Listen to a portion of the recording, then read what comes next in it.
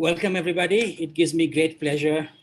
I'm Yazad Jal from the Center for Civil Societies Academy, and it gives me great pleasure to introduce to you both Ambrish and Trupti Mehta, who have been working in the area of land and forest rights with tribals in Gujarat for 40 years.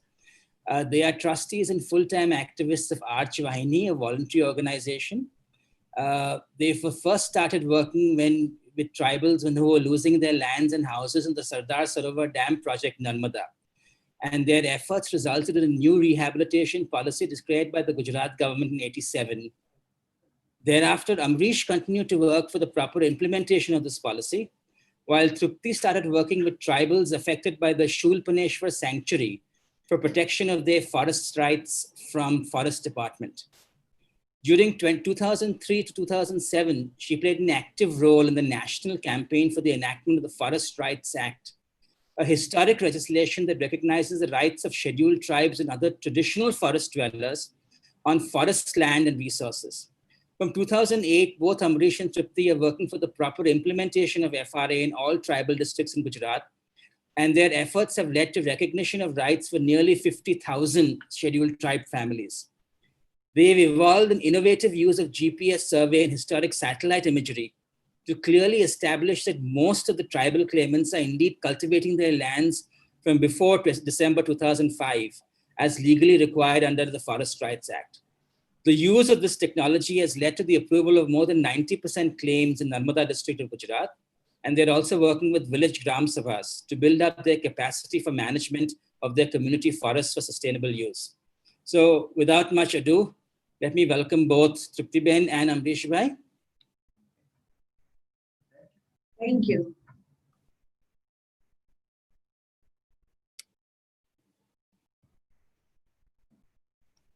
So, Shall we start? Please.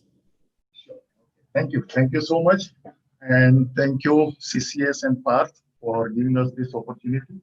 Anas. And we had participated in a few policy debates with CCS, and our experience had been very good, and we had a very lively discussion.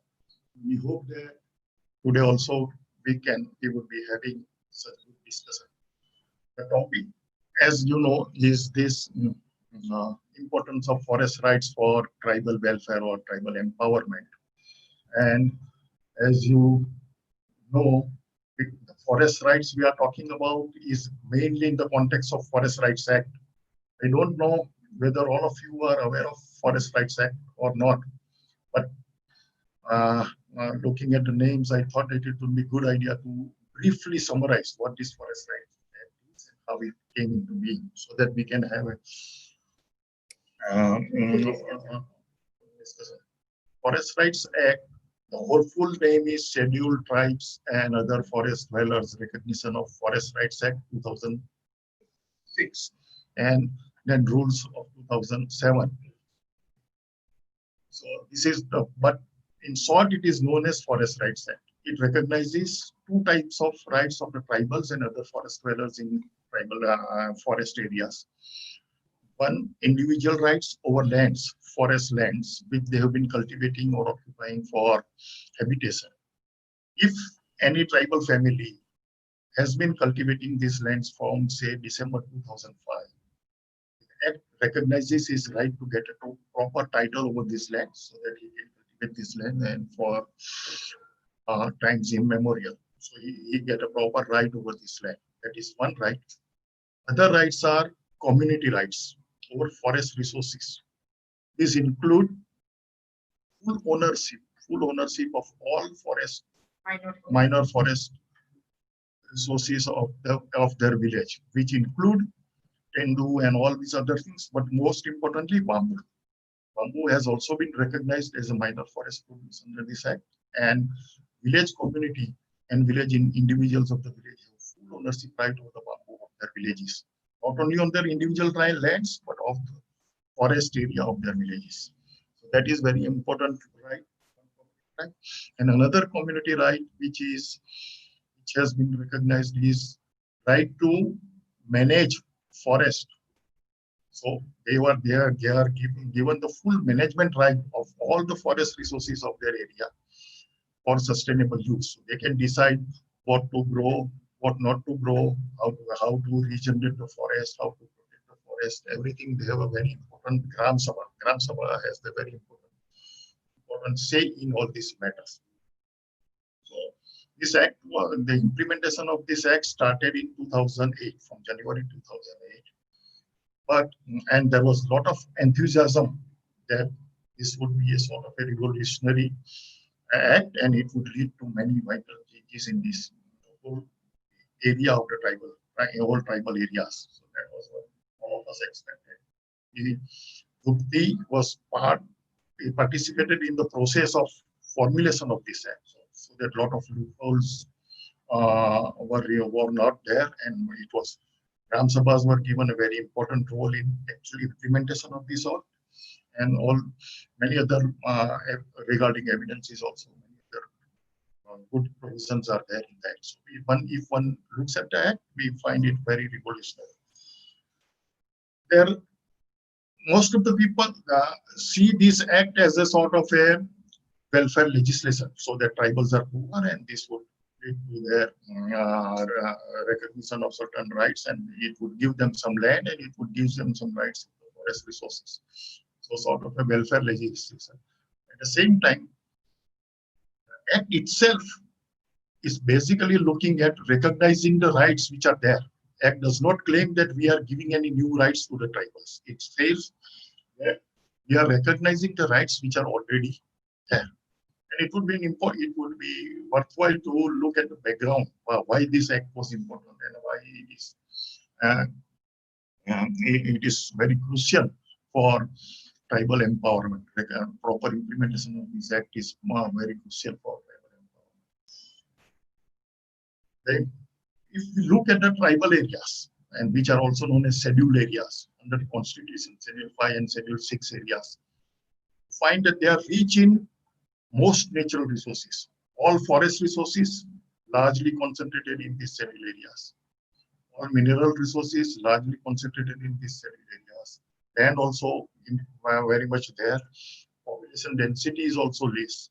And yet, tribals, and we also have, in addition, constitutional provisions for protecting the interest of the tribals. Also, there are PESA and other acts that state is bound to protect the interest of all the tribals. And there are special provisions within the Constitution to ensure that they are not cheated, that they are not deprived of their resources. All these things are there, and yet we find that most of the tribals and most of the people living forest dwellers are living a very, very poor life, very meager resources. That was the issue which this Forest Right Act. What are the reasons for that? And while examining the reasons, we find that while most of the protective measures protect the tribals from other individuals, they provide no protection from state intervention or state action. So a non-tribal cannot buy any land in the tribal area, in the scheduled area. He has no right. If there is any need for a transfer for, it would be transfer for land purchase, it would be cancelled and the land would be based in the government. But governments can acquire any land they want from the tribals, and there is no protection against government acquisition of tribal lands, lands of tribals. So most of the land acquisition which has happened in India has been largely concentrated in tribal areas. All the lands for dam and all of the power projects and the projects. So if you analyze it, you would find that overwhelmingly large proportion of land which has been acquired in the last 50 to 60 years has been from. Also, monopoly. Forests were created. And Forest Department owns forests, and forests constitute in most of the hilly tribal area, it constitutes 60 to 70% of the total geographical area. So over 60 to 70% of the total geographical area is owned by forest, and it is the Forest Department's monopoly, and tribals have virtually no stake on that. no right over the resource. If they cut a tree and try to sell it, they are doing an illegal act, which is it. If they clear the forest and start cultivating land, they are considered illegal encroachers and they can be removed. And similarly with the mineral resources, if they collect some coal from their coal mine nearby, try to sell it, they are doing it illegal. This sort of criminalization of the whole population, not allowing them legal access to the resources of the area in which they have been living since immemorial times. That is the main reason why the people have remained poor and they had no rights over the resources. That is the very important and aim of the Forest Right Act. And during this forest process also, that rights were not recognized. And in most of the area, we find in the area where we have been working, 90% of the land is forest land, and 90% of the population, all of them, 80 to 90% of the people living in this area have no legal title to the lands, no legally owned lands. They were all cultivating forest lands, and they were all considered illegal encroachers, facing frequent harassment by forest officers, facing threats of dispossession and all those. Sorry. So in 2003-4, there was this Ministry of Environment and Forest. They, in a way, they misinterpreted the Supreme Court order 2000, and they misinterpreted Supreme Court order and ordered removal of all encroachers within 3 months. This led to widespread dispossession of tribals. Forest officials went on elephants, destroying the huts and crops, standing crops of the tribals in many states. It did not happen to a great extent, but in many other fine states from Orissa, Assam, and other states, we got a lot of stories of how Forest Department employed so many people. This led to a nationwide campaign against such removals, and out of this, eventually, this campaign for survival and dignity, in which we also participated. One of its first meeting was held in Delhi by CCS only for formation before CCS. We had this meeting of what are the issues and what we need to do. This eventually led to adoption of Forest Rights Act in 2004, 2008 by the UPA first government. It's one of the landmark legislations. Now, our aim is basically to discuss what has been the experience of this last 12 years. 12 years has passed since this act became operational. And initially, we were all very hopeful, very enthusiastic that now we would get land. All tribals were very enthusiastic. They started forming their own committees and carrying out all the processes which they need to do under this. Legally, they were required to do, visiting the land, inspecting the land, drawing panchnamas, which they had never done in their lives. They learned all these things, carried out their functions in a very proper way, and even gave notices to the Forest Department to join in this process. And they also joined, they also gave the report initially that this land is old, because 2008 you are implementing. You have to establish that are you cultivating this land from before 2005 or not. So it's not very difficult to do that. If you look at the land, any experienced person would immediately find out whether it is old cultivation or new cultivation. And the proper panchnama can itself provide a very good evidence that it is being cultivated or not. And those things happened. Many other evidences were joined. But we found afterwards, and we were within 1 year, 2009-10, they submitted all these files to the sub-divisional level committee and district committees for approval. And what happened was, struck only 10% claims were approved in the first.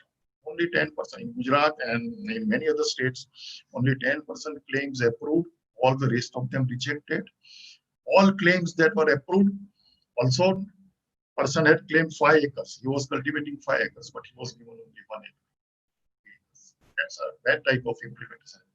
Community rights, there was no progress at all in these initial years of recognizing community rights over the forest resources. No progress.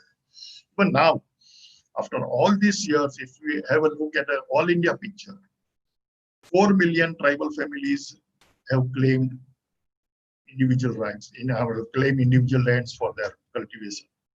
Out of these, only 46% have been it's all rejected. And this is in a situation where other forest dwellers, most of the claims themselves have not been accepted. So in fact, the claimants are much larger. So only 46% of the claims have been approved, that too in a very half-hearted manner. CFR approval very low, mainly in some pockets in Maharashtra, especially these rights here. CR, the right to minor forest produce and other things, has been recognized in many states. But main right to manage forest, has been recognized only in 2 states, mainly Maharashtra and some parts of Gujarat. So that is the situation today. And the main reason for this has been that the forest department and most of the environmental groups have been deeply opposed to this act from the very beginning.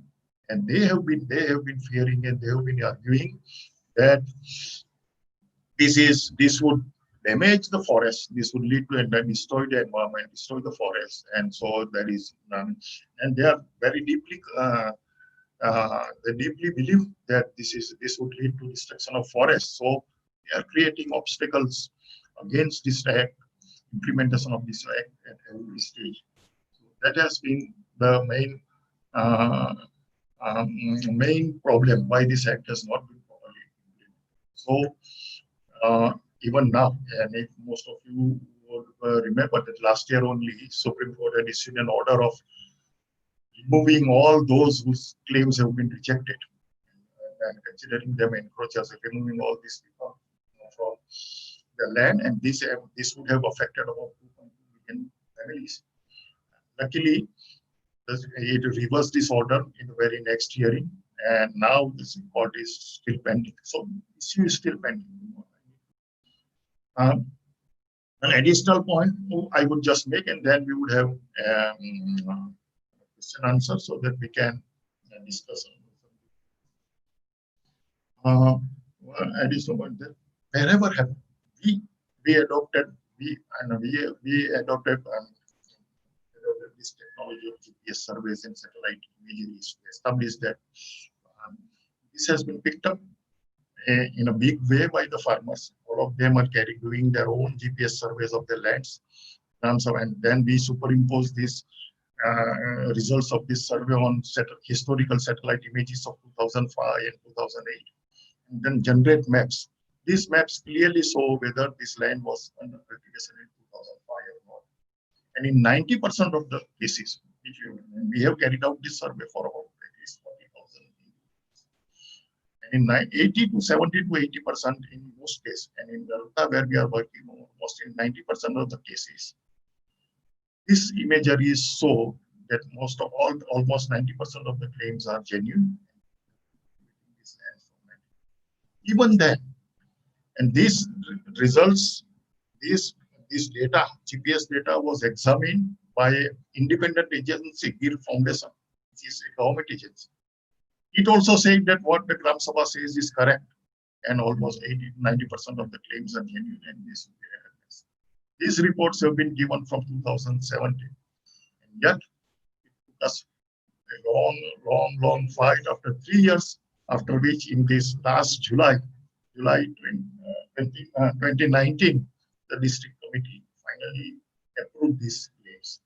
Even now, the actual title deeds are still not in the hands of farmers. So that is one thing.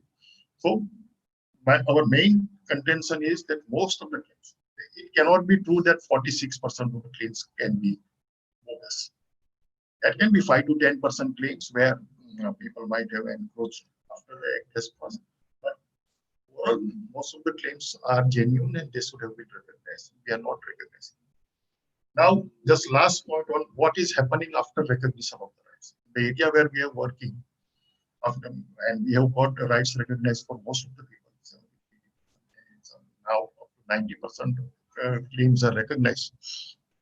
We have found immediately after they get this approval order from next year, they themselves, they are not waiting for anybody else. Start improving land, carry out land leveling, and they bring in bulldozers, tractors and JCBs, get the land level, dug borewells to get irrigation. They are investing their own money, not waiting for any subsidy from government.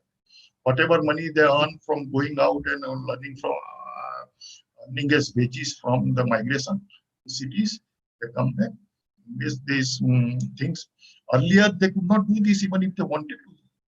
So they are converting most of the land into irrigated lands, investing a lot of money. Now they are, since they are recognized, they can also get the benefits of various government schemes. Most importantly, because now they also have rights over forest resources. All of them are also growing trees, even on the lands which they were previously cultivating. They were leveling half the land, remaining half, which is on steep slopes, they are growing trees there. Mango trees, trees, bamboo. This thing is happening in a very big way. CFR rights in bamboo. In our area where we are working, people have also got rights over their CFR rights have also been recognized. Very next year, they entered into an agreement with a paper mill for selling of dry dead bamboo. And this went on for 5 years. 5 years in 30 villages, they sold almost 1.54 lakh metric tons of bamboo, earning about 30 crores of rupees, from which 14 to 16 crores went as wages, and the remaining are there in the Gram Sabha accounts. And the Gram Sabhas themselves are using this money for further development, land leveling, and forest protection and all the ones. All committees have formed, they are protecting forests. And if you really see the images, satellite images of say 2008-9, the satellite images of 2017-18, the same area, you would find the dense forest cover in all these villages have dramatically improved. So these things. So the idea that recognizing these rights is bad for forest, that is also not wrong. That is wrong. It is bad for, and it is definitely good. So we can have a win-win situation where raw material can be also be provided for the industries which require. Tribals can also benefit, and forest would also benefit. This type of situation is within the realm of reach if this act is properly implemented. Then this message would go out, and how that is still remains to be seen. But this is the things which we have. I think that's it. This is what we wanted to say. How we can have question answers. Thank you so much, Ambrish Bhai and Trupti. We have questions, so I'll quickly share my screen, and I'll also kind of read out the questions for you. For everyone in the audience, we have shared in the chat box a link for you to ask questions, wherein you can also vote for your favorite questions to be prioritized.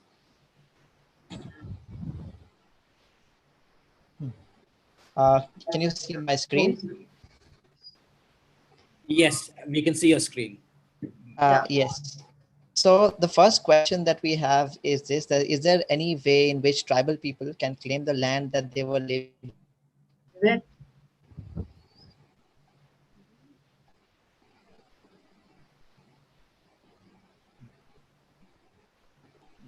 Legally. Yeah, the first question is there any way in which the tribal people can claim the land they were living in legally? So the question is about asking what is the way they can if their application is rejected for that matter. Legally, if their application is rejected, there is an appeal mechanism, and then you can go to high courts. And under the Forest Rights Act, you have to you give your claim to the Gram Sabha, which then examines and then forwards it to the district authorities. And if district authorities reject, you still have a right to legally challenge this rejection in the High Court. That is what we did in Gujarat. Actually, in Gujarat, where we are living, 80% of the claims were already rejected. So we filed a PIL in the Gujarat High Court, and the High Court reversed all this rejection and asked the government to review all these claims afresh based on all the acceptable evidences. These things can happen. Thank you so much. The second question is that by Astha, considering the present times, don't you think a more calibrated approach by the state is required to include tribals to our common society? Certainly, more calibrated approach is certainly required, and instead of outright rejecting this thing and treating them as second-class citizens, if you bring them in, it would benefit not only tribals but the society as a whole. They're very enterprising people, I would say. We say that their rights should be recognized first, because in all the areas, if we look at, most of the natural resources are owned by the people. If they are means and they can use it, say for example in water or in the lands, in the plains, most of the people, most of the farmers have legal rights. So I think here, yeah, they can be certainly calibrated, means that they can be included in this society. It should be, but their rights also should be recognized on land and on forest. Okay, thank you so much for that answer. The next question is more like, if the FRA is declared unconstitutional, how will it impact the tribals? It would be devastating if FRA is declared unconstitutional. Although chances of Supreme Court declaring it as unconstitutional is very meager, but what is needed, even without declaring it unconstitutional, we can have if Spot says that remove all those whose claims have been rejected and does not give any fresh directions for proper consideration of all these claims, that would also be devastating. And there are not much, very little chances of declaring it as unconstitutional, because it has been passed by the parliament unanimously, and it has looked into all the aspects, including forest growth, into consideration. I think it is for the court also to declare it unconstitutional is very, very low. Okay. Thank you for that answer. The next question that we have, are the tribal laws, forest laws, uniform for all states and union territories in India? Mostly, yes. There would be some differences. Forest laws, because forest is in concurrent list, most of the forest laws are similar, and largely nowadays it is the central government which is playing a major role in all forest laws and regulations. So most of them would be similar. Although Northeast has a very separate mechanism, because they have this panchayat forest and with these local tribal councils. They control most of the forest. So some of these things would be different. Otherwise, yeah. And PESA also is applicable to all the states, but many of the states have not yet formulated their rules, and so in that sense, some states have different tribal rules. Otherwise, PESA is applicable to all states. Thank you so much. Just another question. I was curious. You talked about Northeast. There's also people talk about community forestry in Northeast, some places as well. And some people have argued that it's not sustainable in a sense. So do you have anything to talk about community forestry in that context? Just a question. there are issues, and I must say that we don't have any first-hand knowledge of the situation there. From whatever we have read and heard from other persons, there are issues, definitely there are issues. But there also, it's not really, it's a village head who is controlling, and then so they can distribute the lands to whoever they want. And the land titles are not very properly marked. And also this district councils have a lot of say in this. So whether unsustainable or not, I can't say, but it is not properly functioning as CFR, which it should be. That one can say. But I must admit that we don't have direct knowledge of what is happening there. Thank you so much. The next question that we have is, we have seen government executive arrests tribals in places like Sonbhadra. How do you think we can help bring power back into their hands? I'm assuming into the hands of the tribals. Yeah. By making the most, that it's a very difficult and very challenging task. The only thing is that stop treating them as criminals and illegal encroachers, and you can prevent most of such arrests. But the most important thing would be that the people themselves have to get organized and become aware and fight against such illegal, legally also against this. It's a very difficult situation. We had a very long history in dealing with this. And we started working in this area, these meetings and arrests and were a daily occurrence. And it was a long struggle after which we were able to ensure that these things don't happen. Nowadays, these things don't happen, but people had to get together, we had to obtain orders from the high courts, stay orders from the high court, and we started filing cases against these errant officers, filing criminal cases against these errant officers. As a result of this, after 2-3 years, all these meetings stopped. But it was way back in 90s. It were pluses and minuses. Pluses that the state, means the government was not so terrorizing, and at the same time, there was no protection of such type of laws as Forest Rights Act.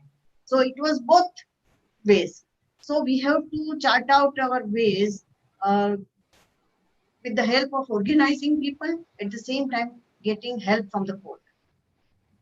But we have this good act in our hand. So we should be hopeful, but it is difficult. We know. Just a follow-up question on that note is, do you think that the harassment that tribals face is directly linked with the forest government having more powers than they do? Forest department, I mean. Definitely.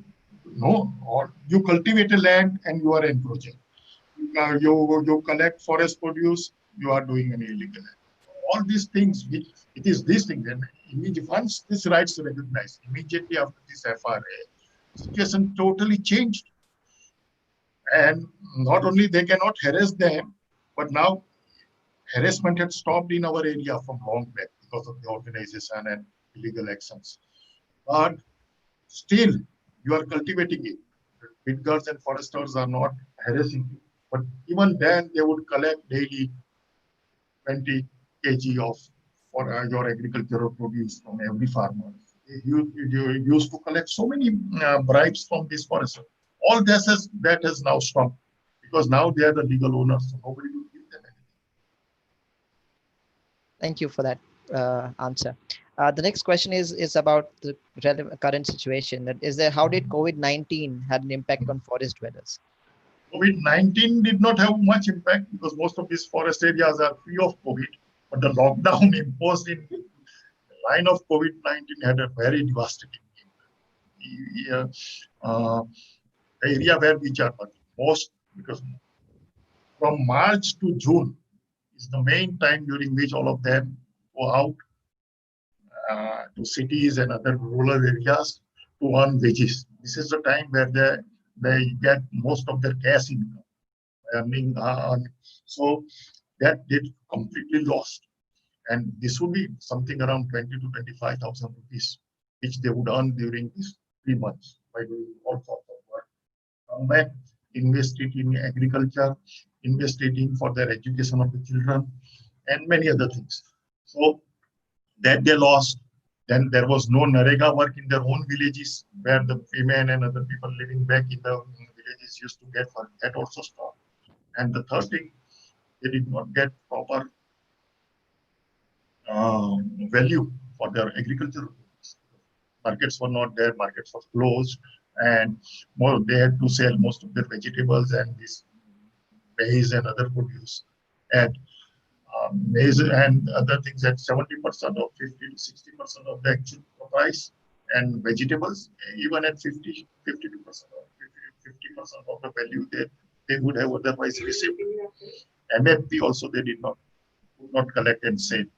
All these incomes, roughly, on an average, we have found that people lost about 50 to 60,000 rupees during this, on an average, each family. Almost half of their annual income. Thank you so much for that answer. Yes. The next question is about the Forest Rights Act. How is it a win-win situation where even industries benefit? The example which we give, bamboo example, right? And most of the industries are now whatever raw material we had, all forest-based industries are in a very bad shape, and they are all dependent on. Say this paper mill, we had a paper mill, central paper mill in Gujarat, which had a sort of a lease from forest department for getting bamboo at a very subsidized rate for all these years. And they would employ outside laborers, which would cut, and they would cut the bamboo and take it away. Mill used to take it away. But because local people had no stake in these bamboo resources, and outside outside or even local wagers were cutting, also wanted to take away as much bamboo as they can. In most of the areas where this paper mill took away bamboo disappeared within few years because unsustainably cut. Now,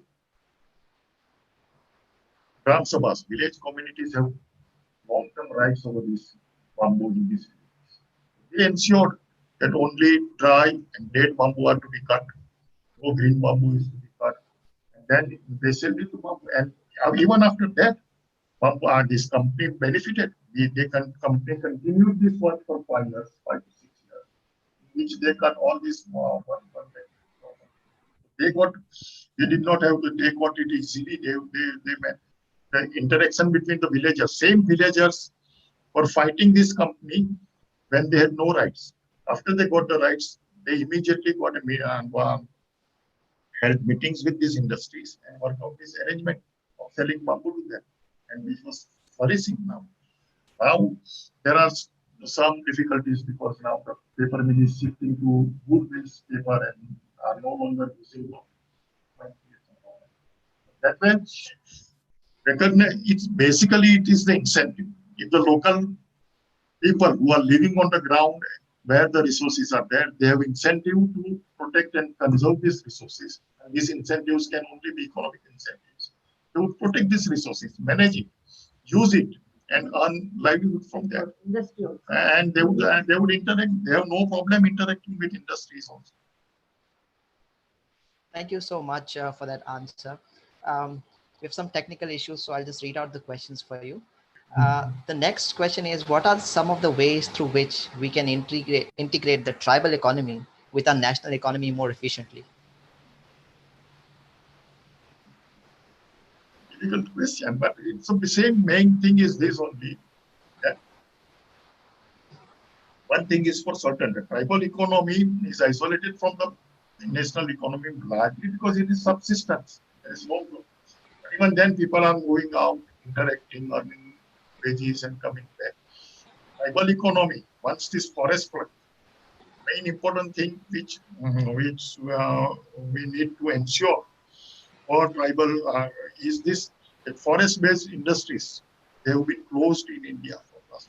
We don't have any forests. We don't have any for wood making and other things. They have all been closed. They are importing wood, teak, everything from other countries. Once these things start flourishing, and that would start flourishing if the rights of the people will be recognized, and we open up the forest area for forest. Forests are not only for just seeing; they are renewable resource. Preservation. It's a renewable resource, and we can definitely use it, and people will also benefit, and we will. By using it, forests will also remain intact if they are part of the productive process. That itself would link it with the overall national income, and it would. That's all. Thank you for that. Tanushri And asked. one more thing, just Yes, sure. Similarly for mineral resources. Mineral resources right now, we have all this opposition to any new company, coal mining and all mining activities. We have opposition from the communities and tribals. Why? Because they have no rights over these resources. They bear all the negative sides of the mining. They face all the negative sides of the mining, and they don't get any benefit from the tremendous amount of income which will be generated as a result of the mining activity. Why can't you have, why can't you give them rights over these mineral resources also, so that they get a proper share? There also it would also lead to, and there would this opposition between tribal interests and developmental interests, and people participate markedly. Thank you so much for that answer. The other question is asked by Tanushri. She asks that are the tribal aware of their rights, and do they need more counseling on what their rights are? What has happened, our experience has been that initially, nowadays most of the tribals are aware of their rights, and Forest Rights Act has been so popular, has reached all villages, and we would receive calls from very interior villages talking about how their rights are being. The important, it's not the question of awareness. My most important thing is they need help when their rights are arbitrarily rejected. Their claims are arbitrarily rejected. They don't have legal support. So what is required is not so much of awareness generation. Also, that would also be required. In these 12 years, most of the tribal areas, this news has reached the areas. But what is required is helpless once all the claims are rejected by the district authorities. What do you do? So that is still, unless and until we have very sensitive administration which cares for the rights. Even we hear so many cases where claim has been approved, person has been given a proper title deed for the land. Even then, Forest Department will go there and evict them from the land. So such cases happen. And we need a proper network of NGOs and other voluntary groups to respond to such harassment and such illegal activities and give them legal protection. Even then, it is very difficult. Interesting. And there's another question that we have. It's from Bhushan Bhoy, and he asks that can we say that there is no political will to implement this act, as the assertion of power of forest dwelling communities is in conflict with the ease of doing business? I would say there is no political will, or very little, hardly any political will. Also, although we should remember that it is the politicians who passed this act.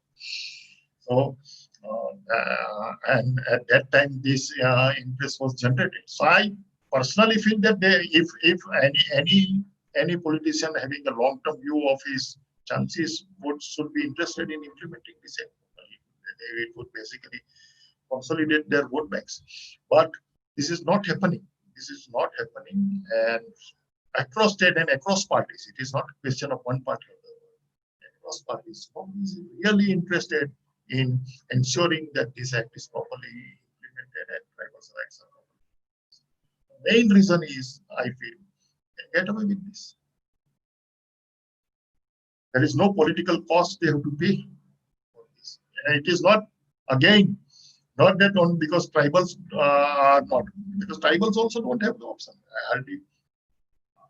Whatever political mechanisms is there, they have very little alternative avenues by bringing home they can really manage these things. So most of the time people are getting away with this. That is the one point why they are not interested. So there is a combination of two factors. Political persona, they are not interested in good implementation.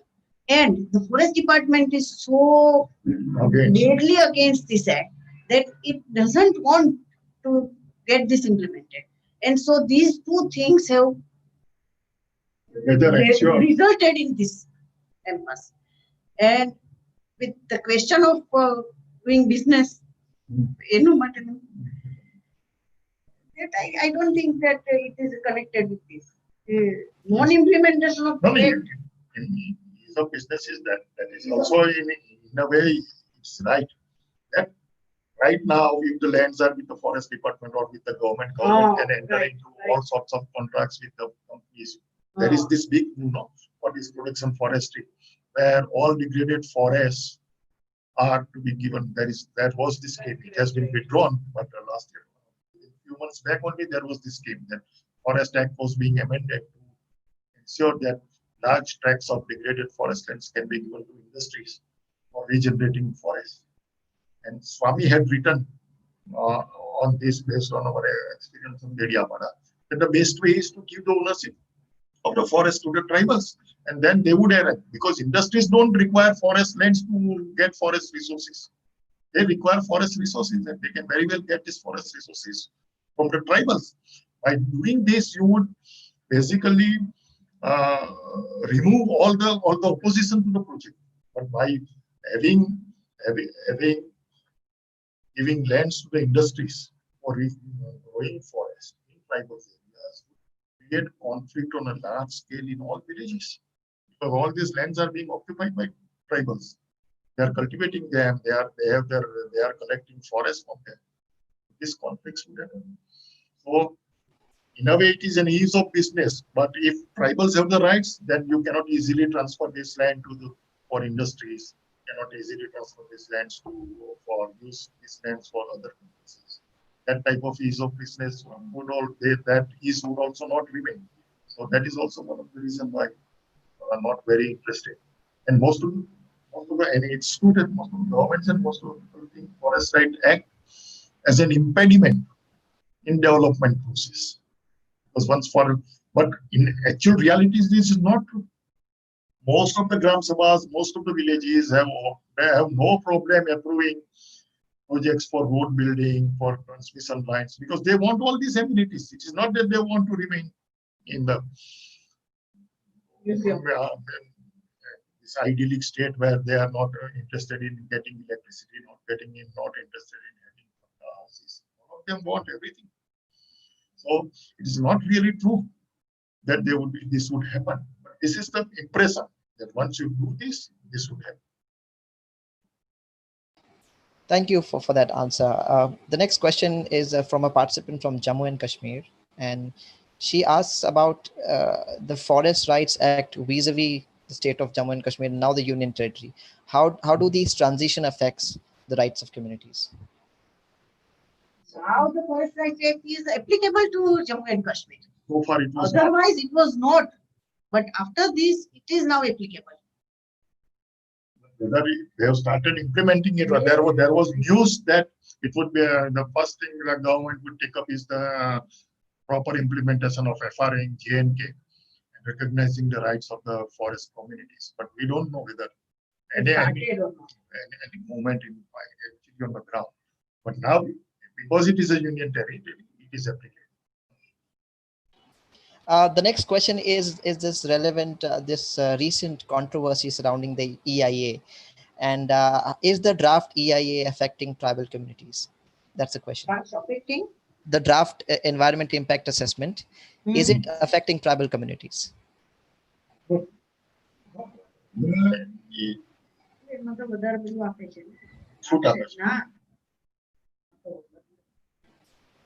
are basically removing, they are loosening the EIA requirements, mainly for the benefit of industries, and that is the reason why there is so much protest against this. But it won't have direct impact on forests, except on the issue of, because for release of forest lands for industries would also get easy, or would become more easy. That it would have because now the Forest Rights Act has not been implemented in the proper spirit, letter and spirit. And if you are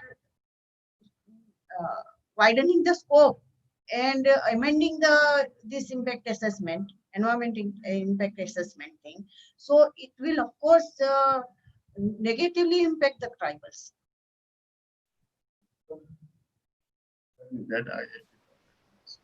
It won't have much area, much in the areas where we are working, but where there are these issues of mining and issues of industries, Chhattisgarh, Jharkhand, all these states, even MP, all these areas, there will be tremendous impact. Yes.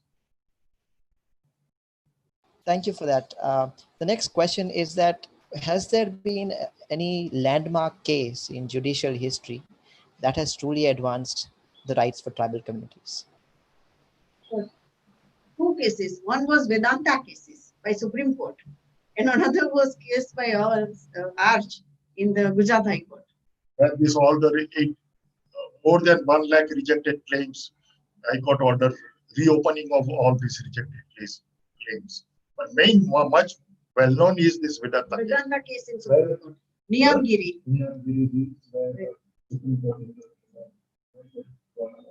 Vedanta. Recognize the right of the Gram Sabha to say no to a development project if it's that it is not in their interest. Thank you. So you also talked about that environmental groups are also against FRA. What is the reason that they would oppose that? They believe that this would recognize there are two types of environmentalists. Many environmentalists who are very sincere, they are not only opposing, they are supporting the FRA, because they think that if the tribals and the forest dwellers are given rights over the resources, it will benefit the forests. But some of the environmentalists, they are opposed to this. Who are, I think they are hands and gloves with the forest department. Basically, it's a strange, in a way, it's a strange thing that most of the environmental groups recognize that forest department is the cause of most of the forest degradation. It is very easy for forest department to put pressure on forest department for forest diversions and cutting and all those things.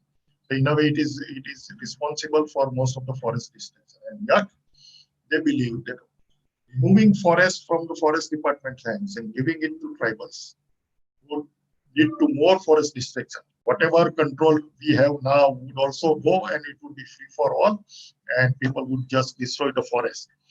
Not recognizing that giving proper rights can actually create incentives for the people to protect forest.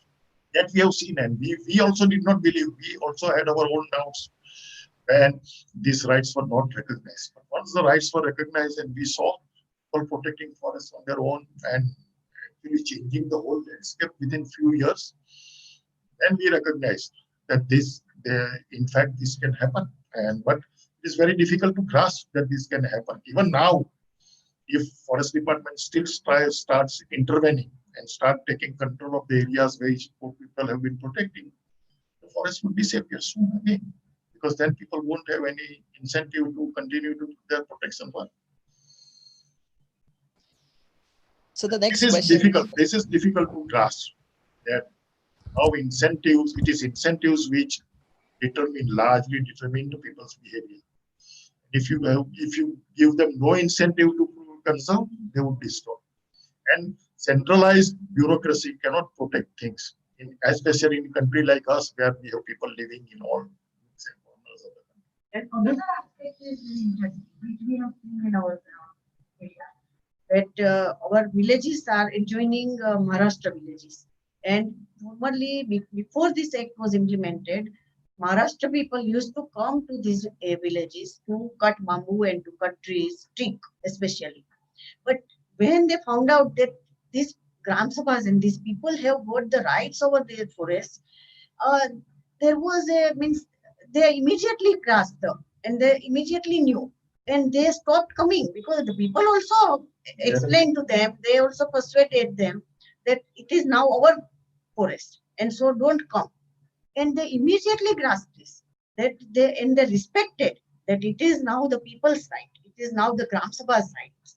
And for us also, it was so interesting. Only this, and all this forest area on this Maharashtra side was bad. There was virtually no forest there. Within last 5 years, they have started protecting their forest and regenerated forest. These also regenerated forests also you can see in Maharashtra. So that's that. The whole idea behind this, having a centralized government department to manage forest, the whole rationale, scientific rationale which was given at that time was to avoid tragedy of commons. Because if a resource is commonly owned, then nobody would be really owning it. And so there would be a disaster, and within a few years, the whole resource would go. So to avoid the tragedy of commons, Forest Department was created. Ensure that it is owned now by forests. But actually what has happened is that by doing this, initially before there were local communities and local people had their own rules and regulations, what you can do and what you cannot do. They had clear-cut earmarked boundaries that this belongs to this village, this belongs to this village, and there were rules of conduct which guarded this. So that can happen. So that can take care. So instead of having these regulated commons, which had regulated commons, after the forest departments got the ownership of the forest areas, they created open areas, unregulated commons. And forest department cannot police the forest areas for all time. So now it becomes open. So anybody outsider coming to an area and cutting trees, local persons cannot say no, because it does not belong to them. It belongs to forest department. That destroyed. So in a way, it created a tragedy. So that is one thing which we have actually witnessed, that how this is. Thank you. The next question is that can the corporates not exploit by paying more money to the tribals in exchange of resources if we have more power to the tribal communities? That's the question in the chat that's asked. The same question would consider two scenarios: corporates bribing forest officers and taking away resources in a big way, vis-a-vis corporates bribing local buying local villagers and taking away resources. Not that this cannot happen, but the ease of doing this with the forest department is much better. That is how we have witnessed this, how bamboos have disappeared over the large tracts. It is very easy. Now they are recognizing, and it is very difficult. In fact, we had this, and I would that there would be cases like this where in some cases people get bought off and got all the trees. We have witnessed the areas where people have resisted. In areas where we are working, meal offered that we would give commission to the village leader. 100 rupees per ton. Huge sum. 100 rupees per metric ton to the village leaders for supervising work. Gram Sabha says we don't want this. Gram Sabhas will manage the supervision work. Instead of giving 100 rupees to the leaders, you give more price for the bamboo which we are going to purchase from us. And the villagers decided when to cut, how much to cut. Although mill put pressure because they wanted to get as much resources as quickly as possible. But they resisted. We saw for 1 or 2 years they did not cut any bamboo. One of the most important villages was AHX supplied, sold bamboo worth 1 crore rupees to this mill. For 1 year, they did not supply single bamboo. None of them have agreed to sell green bamboo to the mill. Because green bamboo, they know their interest, and they have decided that green bamboo, we want to keep it for our own use. We won't sell it to the paper mill. And that can fetch more money. More money than what the paper mill is giving. These things happen. Situations can change, and there would be cases where we don't want to read. But we have to compare it with the previous scenario where corporates could buy off the forest department, the forest minister, and forest people more than they can buy off each and every family of the village. It is very difficult for them. We would not want to give a rosy picture that everything would be fine and there won't be problems. But there might be problems, but it is worth, because the former scenario was totally, it was much worse. Okay, any more? Yeah, the next question is a very interesting one. Is more like the contradiction that you pointed out, that the forest survey says that the forest cover has increased, but the state government state forest departments say that FRA has degraded the forests. So why is this contradiction? That's a very controversy going on. And that mainly the main forest survey work, what you are not putting the boundaries, not really putting the forest boundaries. So forest survey's definition of forest is any patch with certain density of trees. So it can be non-forest areas also and other areas also. So that is one aspect which leads to this dichotomy. Another thing also that there is real state forest department, there is not really this claim that forests have degraded because of FRA. Most of the state governments are claiming this, but there is no really factual basis to that. In fact, regarding Gujarat, I had read the newspaper, of course, that the forest cover has increased. That is not necessary. State departments are there. They have been telling it. State forest departments have been telling that forest FRA is going to lead to degradation of forest right from the day when Forest Right Act was enacted. So it started so from 2008 they are claiming this without waiting for this. And if it is true, then in a situation where FRA has not been implemented properly, in fact you have not recognized most of the rights. You have recognized only very partial and partial rights. Even then, you are claiming that it has led to destruction of forests. There's no really factual basis to this. They have nobody has given any proper data for that. Thank you so much. So can we take 2 or 3 more questions? We have a flurry of questions for you. And there's one interesting question that we have is, do you have examples of CFR which other states have adopted that you think can be good models? Maharashtra CFR in Gadchiroli district, so many places, much on a much larger scale than it has been recognized in Gujarat. All these Gram Sabhas are doing excellent work.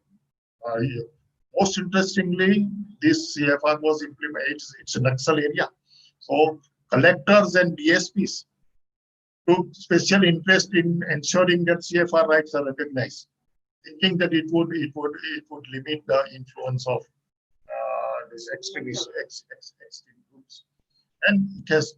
And these were recognized, and so collectors had ensured them. And Maharashtra, not only this, they recognized these rights and they provided a lot of support also, post-right support to these communities and CFR. So many of the communities are doing wonderful. They have not only regenerated forests, they are earning also large incomes. They have formed federations of their Gram Sabhas. They are selling not only bamboo but also these tendu leaves, big business, great business. And at the same time, it is the only state government which has come up with many GRs, government resolutions, which give more power to the, say, for example, the transit permit. Even though the Act itself says very categorically that there is no need of transit permit, but even if there is a need, then it is the Gram Sabha which would issue the transit permit. But it is the only state in Maharashtra which has ensured this, and by coming out of a GR for that particular. So that is worth looking at, worth studying Maharashtra example. Thank you so much. Alfred, one final question that I'd like to ask you is that Astha has asked in the Slido link. She says that, do you think tribal melas and hats are efficient ways for these tribals to monetize their produce and interact with others outside of their community? They are definitely, and they are thriving. They are not only they provide avenues for selling their produce and buying their requirements, but they also they are thriving. Every this hard day is very special in the lives of tribals. Not only for purchasing and selling things, but making new contacts, making new boyfriends or girlfriends, everything. But so it's very huge and it's very good. Thank you so much. Yeah. Yes. Sorry. Ambrish Bhai, were you saying something? Yeah. No. Yeah. Thank you so much for that. I'll Yazad, over to you for the conclusion. Yeah. Thank you so much, Trupti and Ambrish Bhai. This has been a very enlightening discussion, especially when we look at the fact that, a lot of people think that the forest officers know best, but it is the people who live on the land, the tribals, who know best about their own land, who know best about what, and as you said earlier, the forest land has been better protected by the tribals as well. So thank you so much for coming and talking to us. And thank you so much for your activism, which has helped all the tribals. And we're very grateful for both. No, and thank you so much for all the participants for all this very, very lively discussion and questions. And we hope that we can have some more interactions in the future. Thank you so much. Definitely. Thank you. Thank you. Yeah.